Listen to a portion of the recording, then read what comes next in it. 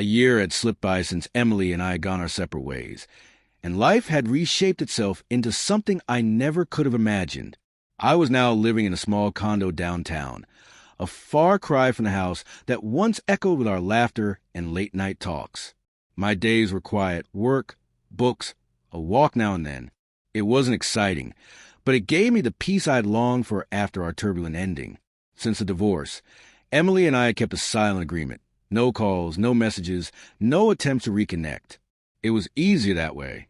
The wounds were still too fresh, and I doubted I could face her without stirring up the bitterness I'd spent months burying. Then one chilly November evening, as I was settling down for a quiet night, there was a knock at my door. I wasn't expecting anyone. When I opened it, there she was, Emily. Her posture was uncertain, her expression torn between resolve and fear. "James," she said quietly. "Emily, what are you doing here?" I asked, completely thrown off. "I know it's strange, me showing up like this," she said, twisting her hands nervously. "But I need to talk to you. It's important." 100 questions raced through my mind. Was this some attempt to revisit the past? Or was something truly wrong? Despite my hesitation, I stepped aside and let her in. She sat on the far edge of my couch, keeping her distance, her back straight and tense. I stayed across from her, the silence heavy between us. "It's about my father," she finally whispered. Her father, Richard, had always been a problem. He'd never hidden his dislike for me, and his interference had been a constant strain on our marriage. "He's very sick," Emily said, tears welling up. "The doctors don't think he'll make it through the month, and he's been asking to see you." I frowned, confused. Why would he want to see me? She swallowed hard. "He wants to apologize. He feels guilty for everything that happened." The words hit me like a punch. Richard, the man who had treated me like I'd never be good enough, wanted forgiveness? I didn't know whether to laugh or let the old anger rise again. "I don't know, Emily," I said after a long pause. "That's complicated." "I understand," she said quickly, her voice trembling. "But it would mean a lot to him and to me." Her face held no deception, only raw honesty and pain.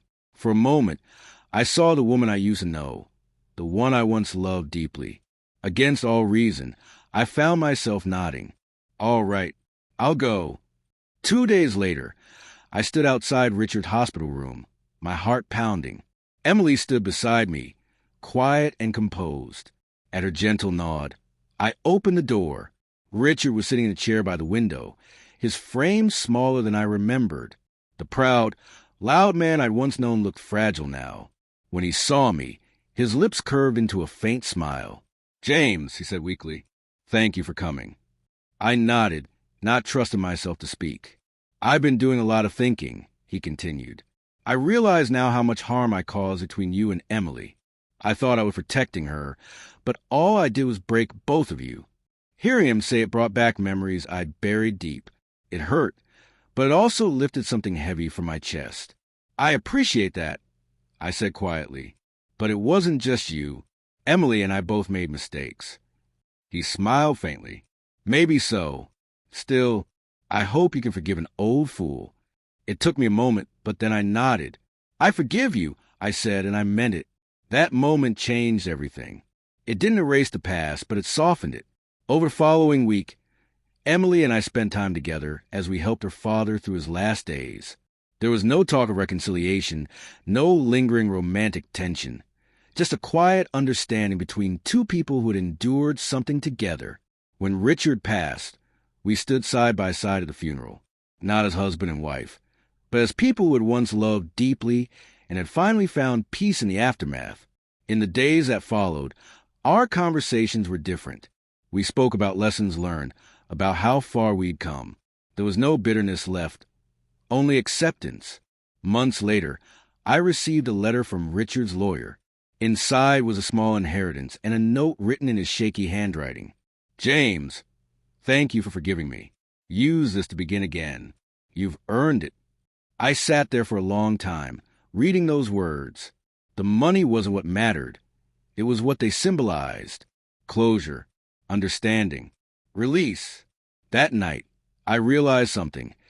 Emily's knock on my door hadn't brought back the past. It had given both of us what we truly needed: peace, forgiveness, and the freedom to finally move on.